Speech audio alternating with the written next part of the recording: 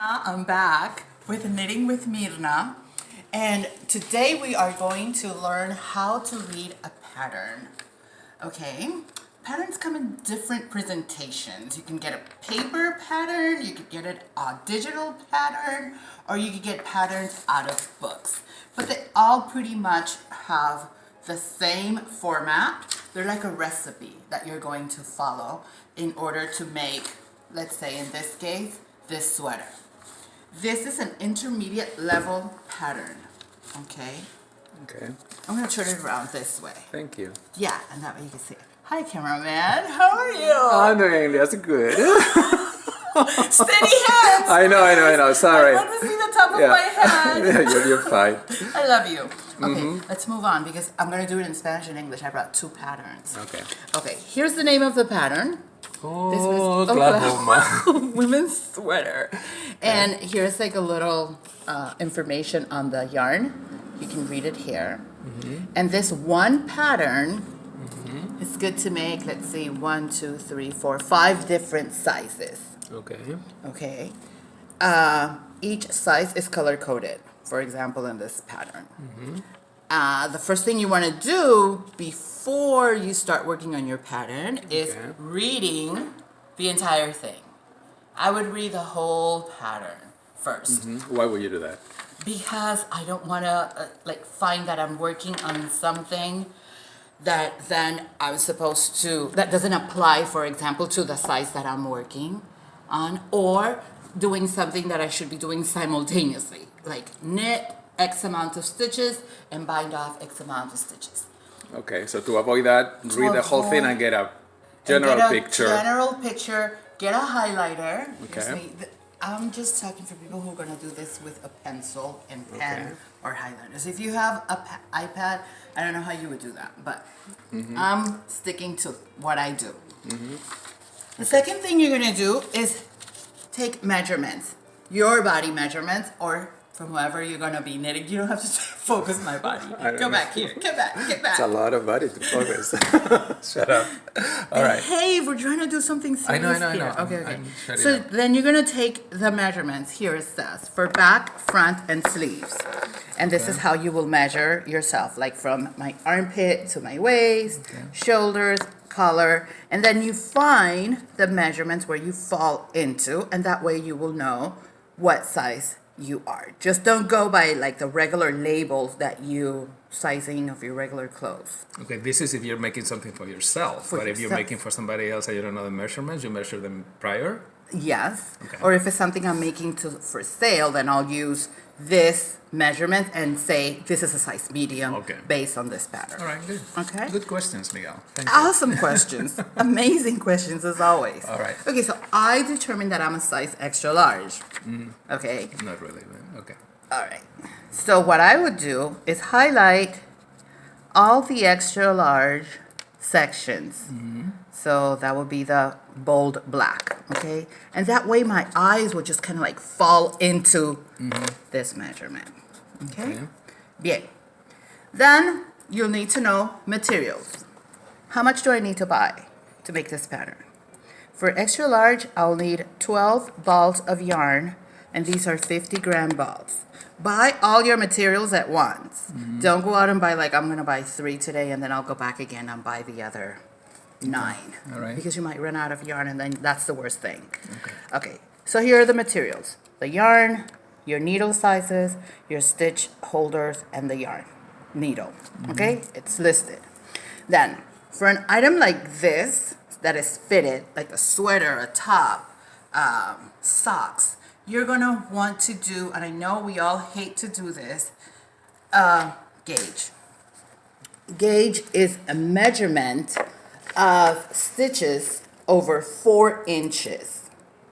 Okay, so it says here 15 stitches by 20 rows in a 4x4. So you will knit like a 4x4 and then you'll get a ruler. We're gonna do a tutorial on gauge. Believe me, we'll do that. Once you have your gauge figured out, then you begin, this is gonna tell you the stitches used for this pattern. We're gonna need to know how to do a 2x2 rib stitch, and that's the elastic portion of the of the top of the sweater, and it usually goes like on the waist or your cuff or the collar. You know what the 2x2 is like that stretchy one. Sure. Okay. No So idea. Okay. then the body of the top is going to be on the stockinette stitch. Guess what? I have those stitches in my description below. Yes, you knew that. On a playlist.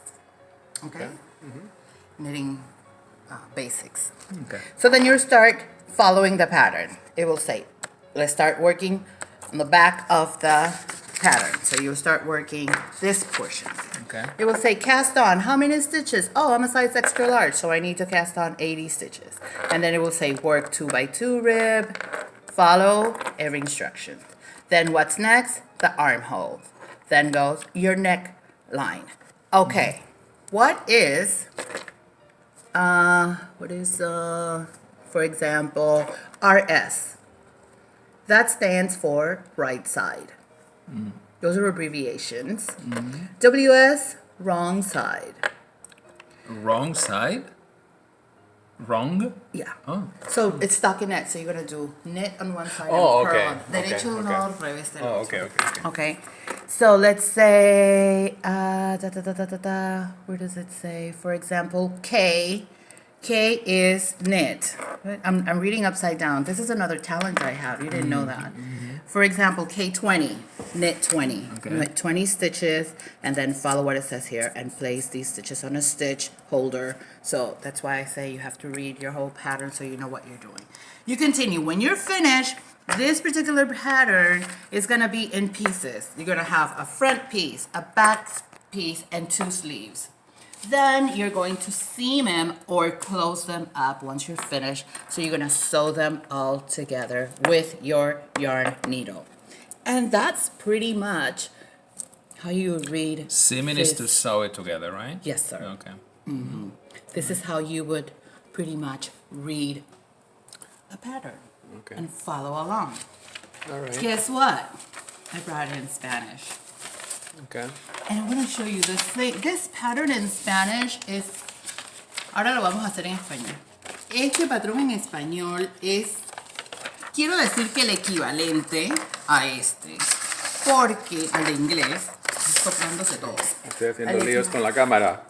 ¿Qué estás haciendo? Ay, venga, a ver, pero Estoy haciendo- para quieta. Es más o menos el equivalente, pero la presentación es distinta. Este es un patrón para un nivel intermedio, igual que este. Pero quiero que veas, por ejemplo... También para un suéter. Para un Un suéter. suéter. Un suéter. Entonces, estos los tienen lo que aparecía en el patrón en inglés, como en una gráfica. Aquí lo tienen en una tabla, donde incluyeron los tamaños. Y este patrón va desde un tamaño small hasta un triple L. Triple X. Triple X, ajá, sí, eso fue. Oh, no, triple Sí, L. triple no, X. no, Triple L. X. Triple L. Well, what is this? Triple L? Okay. I don't know. Time is money. I know. Moving along. Ok, moving along. Entonces aparece nuevamente, aquí van las medidas. Aquí es donde tú escoges, basados en tus medidas, qué talla eres y cuánto material vas a necesitar. Entonces digamos que yo me quiera hacer el triple XL. Voy a necesitar 11 ovillos de este material que ellos recomiendan. Y aquí están las listas de materiales adicionales. Ahí aparecen las agujas, en los tamaños Agujas circulares. circulares. Esas van a ser para hacer las mangas. El imperdible. Ajá. Okay. Y otra vez, ¿qué dice ahí? Material y agujas. Y la famosa muestra. La famosa muestra que se va a hacer en un punto de jersey, en donde vas a tejer un cuadrado de 4 pulgadas por 4 pulgadas. Lo vamos a enseñar para ver cuántos del tejido aparece, para que tú sepas si este va a ser el mismo tamaño de aguja que vas a necesitar para lograr estas medidas, ¿sí? Entonces, los puntos utilizados aquí aparecen enumerados. El elástico 2x2, donde son 2 puntos derechos, 2 puntos revés. Y esto lo que me gusta que tiene esta guía, que en el patrón en sí va a decir punto elástico, pero si se te olvida, tú puedes volver aquí y puedes leer lo que aparece, cómo es que se debe hacerlo. O mirar en mi tutorial, que sería lo indicado, es mirar que para eso debajo, está. que para eso estoy, a la orden. Es buscar en donde dice descripción, ahí aparece el enlace para el punto del 2 en 2, para el punto de jersey y para todas las otras puntadas que van a ir necesitando. Así que ustedes fíjense en la descripción mía. Las dimensiones y ahora empieza la parte del tejido. Nuevamente, léanse todo el patrón antes de comenzar. Léanlo todo, familiarícense con el patrón, con lo que piden, con los pasos y además subrayen, es algo que yo hago con este marcador, las instrucciones que se aplican a mi talla, ¿sí? Así mis ojos van a ir directamente a ese punto.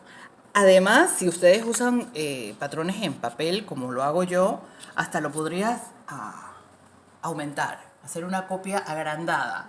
Y bueno, lo puedes recortar y lo puedes ir llevando como vas trabajando en Eso los a gusto pasos. del consumidor. A gusto del consumidor. Okay. ¿Sí?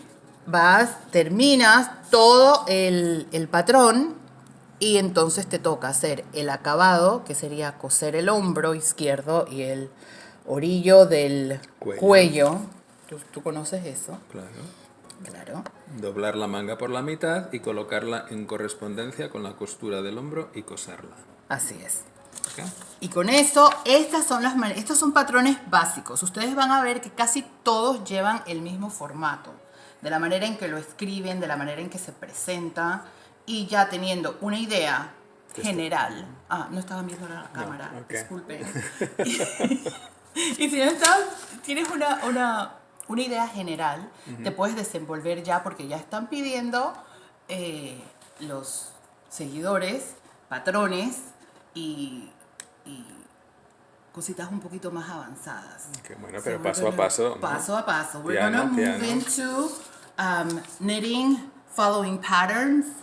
Yeah, Okay. you want to see it again? No. Okay. No, Following patterns and working on our gauge, working on weaving in ends, and presenting a completed product, so that you see how a finished product looks like.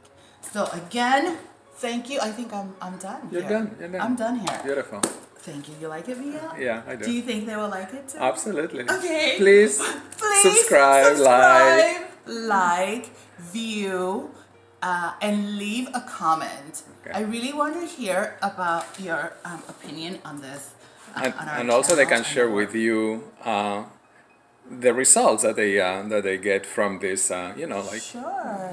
I mean, maybe they started A a sweater. sweater or something. So And you don't if they have to questions and they get stuck, can they ask questions too? Absolutely. Yes, they can. Yes. Okay. Right below on the comments. Y las descripciones, abajo en las descripciones está el enlace para las puntadas y para los materiales cuando estamos tejiendo que tengamos eso. ¿Sí? Okay. Gracias. Chao, chao. Bye. See you next week.